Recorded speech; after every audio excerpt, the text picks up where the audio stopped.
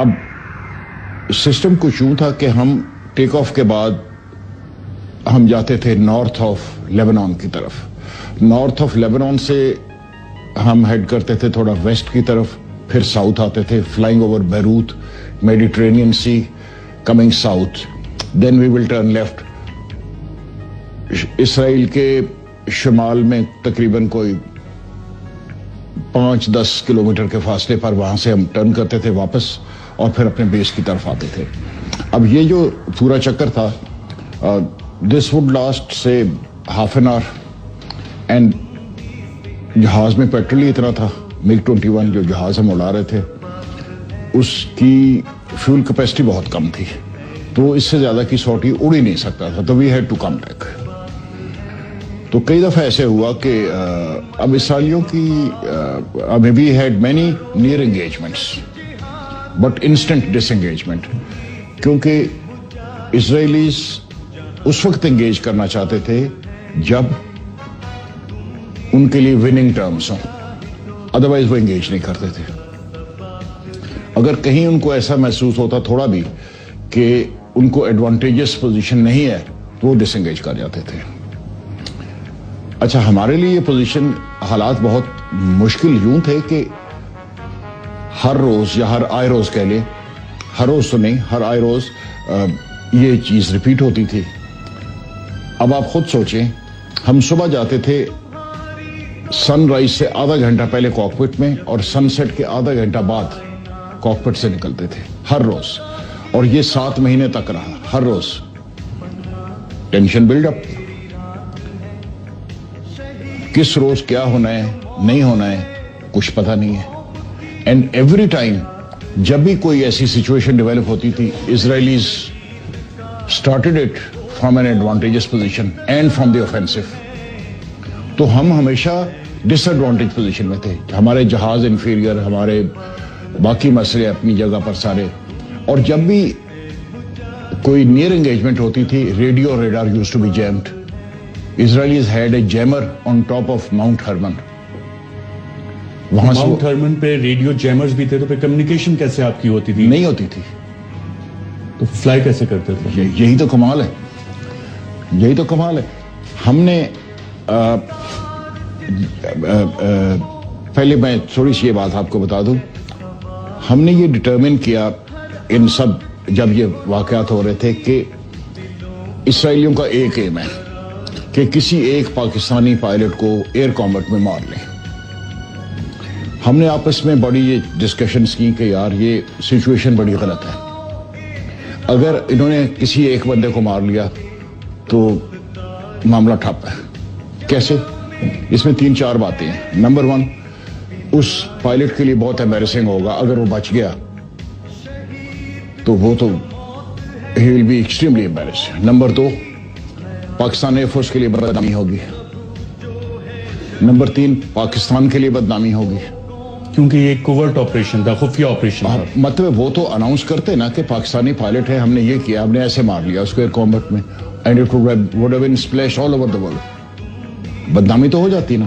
اور چوتھی چیز یہ ہوتی کہ دنیا میں ایک دفعہ پھر کہتے کہ اسرائیلی ایئر فورس کوئی سے ہرا نہیں سکتا, کوئی سے مار نہیں سکتا. یہ ہوتا نا. تو ہم نے کہا کہ جو مرضی ہو جائے, ہم نے ایک چیز نہیں ہونے دینی کہ اسرائیلی ہمیں ایئر کامبٹ میں شوٹ ڈاؤن نہیں کرے گا. ہم ہر وقت چیز کرنے کو تیار ہیں, یہ نہیں ہونے دیں گے. 24 اپریل 1976 کو کیا ہوا؟ We got airborne as usual, siren بجا, ہم لوگ ایئر بورن ہو گئے. 26 اپریل ایئر بورن ہو گئے, اینڈ وی پروسیڈڈ اسی ٹریک پہ جیسے میں آپ کو کہہ رہا تھا. تو جب ہم اپنا پورا چکر لگا کے وی ور ہیڈنگ بیک بیس کی طرف واپس آ رہے تھے, پیٹرول ہمارا لو تھا, تو ریڈار نے کال دی کہ بوگی ہم کہتے ہیں اینیمی ایئر کرافٹ کو. اس نے کہا کہ جی 4 bogies 6 o'clock, 4 bogies left 9 o'clock اور approaching fast closing.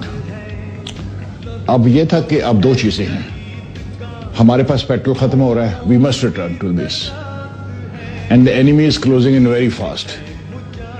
To save yourself from this, you have to take evasive action. تو ہمارا جو فارمیشن لیڈر تھا اس نے ایویسو ایکشن آرڈر کیا which was a turn about.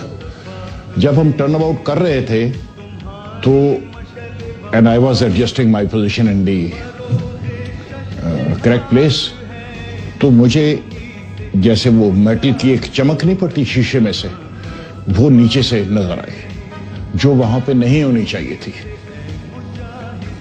And I could not let it go, کیونکہ چمک ہوا میں جب آپ کو نظر آتی ہے usually it is an aeroplane.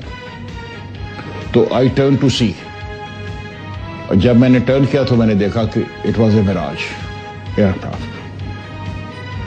It was coming straight heading for me. تو آئی ٹک دی ایویسو ایکشن, جو کرنا ہوتا ہے. آئی میڈ ہم over shoot. Once he overshot, I found another Mirage also coming behind him. There were two of them.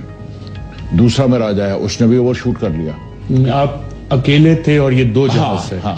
اب کیونکہ میری formation تو 180 ڈگری ٹرن کر گئی تھی, اور جب ریڈار نے ہمیں کال دی کہ ایسے اینیمی ایئر کرافٹ آ رہے ہیں, اس کے بعد ریڈیو اور ریڈار جیم ہو گئے. اب میں اپنی فارمیشن کو نہیں بتا سکتا کہ کیا ہو رہا ہے یہاں, کمیونیکیشن نہیں ہے.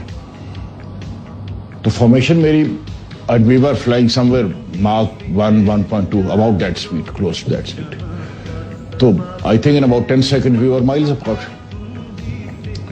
تو جب یہ اسرائیلی نمبر 2 جب اس نے مجھے اوور شوٹ کیا تو آئی ریورس, ایک ہماری ٹرمینالوجی میں ہوتا ہے ریورسل. I did that. آج کو میں نے ہوا میں کھڑا کر دیا تقریباً. ہی اوور شاٹ می. جہاز کو ہوا میں کھڑا کر دیا کیسے؟ کیا مطلب؟ مطلب کہ I reduced the speed to 0. The Mirage should, اب یہ ایک بڑی ضروری چیز ہوتی ہے کہ بندے کو اپنے جہاز کی کیپیبلٹی کا پورا اندازہ ہونا چاہیے, اور دشمن کے جہاز کی بھی. اب Mirage ہائی سپیڈ پہ بہت اچھا ہے, سلو سپیڈ پہ اٹ از بیڈ. Mirage جو کہ اسرائیلیز کے تھے, جو اسرائیلی کے تھے. Normally what number 2 should have done, as I expected, was کہ he will overshoot and یہ اوپر جا کے دوبارہ they'll both regroup and attack me again. But number 2 decided to engage me in close combat. Mirage MiG-21 کے ساتھ close combat میں مقابلہ نہیں کر سکتا, یہ جہاز کی لمیٹیشن ہے, نہیں کر سکتا. He did. And naturally after second reversal he was in front of me. I was ready to shoot him. While I am doing this, اب اسے پتا لگ گیا, سمجھ گیا کہ اب وہ کچھ نہیں کر سکتا. تو اس نے he put his nose down into a steep dive, trying to accelerate away. And that made my job easier.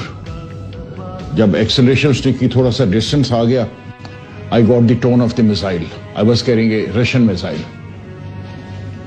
I fired the missile, اور میزائل جا ہی نہیں رہا. کیا مطلب؟ آپ نے فائر کر دیا؟ فائر کر دیا, میزائل نہیں جا رہا. اب میں پریشان ہوں. But in fact the missile fired, but missile took 1 second because it is suppose to take 1 second. But that 1 second I have pressed the trigger and that 1 second is not passing. It was ages long, that 1 second. Finally the missile left. It went and then I had to wait کہ missile اسے لگتا ہے یا نہیں. Because if it does not hit and I turn towards the other Mirage, یہ میرے پیچھے آ جائے گا. So I had to wait to see that he gets hit. So when he was hit and he exploded in the air, I turned towards the leader. He was coming in to attack me from the other side.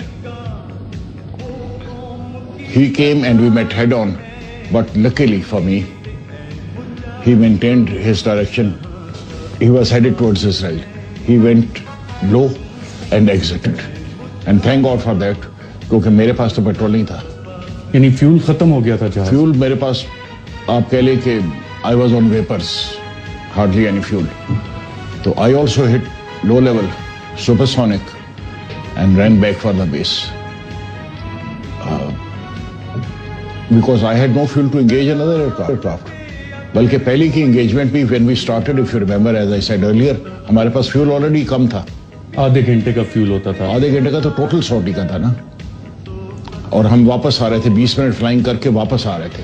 اور اگر اس وقت آپ کو engage کر لیتا دوسرا اسرائیلی جہاز تو I would have flamed out and I had to eject. یہی تو میں کہہ رہا ہوں. انہوں نے کتنے ٹائم اس سارے واقعے میں لگا؟ یہ فائٹ ایئر فائٹ کتنی دیر کی تھی؟ Aerial fight I should say کوئی 1 سیکنڈ آپ کو اتنا لمبا لگا؟ میرا خیال ہے 30 seconds to 1 minute total fight. 30 seconds 1 minute بھی نہیں, اس سے بہت کم. 30 seconds closer to 30 seconds. یہاں پہ ایک وقفہ لیتے ہیں. وقفے کے بعد جب واپس آئیں گے تو ایئر کمڈور ستار الوی صاحب سے پوچھیں گے کہ جب یہ بیس پہ واپس آ گئے, سیرین ایئر بیس پہ جب واپس پہنچے تو پھر کیا ہوا, اور جو اسرائیلی پائلٹ تھا اور ان کی جو خدمات تھیں وہ ریکگنائز کتنے عرصے بعد ہوئی, کتنے عرصے بعد حکومت پاکستان, پاک فضائیہ اور سیرین گورنمنٹ نے ریکگنائز کیا کہ ایئر کمڈور ستار الوی نے اسرائیلی جہاز مار گرائے.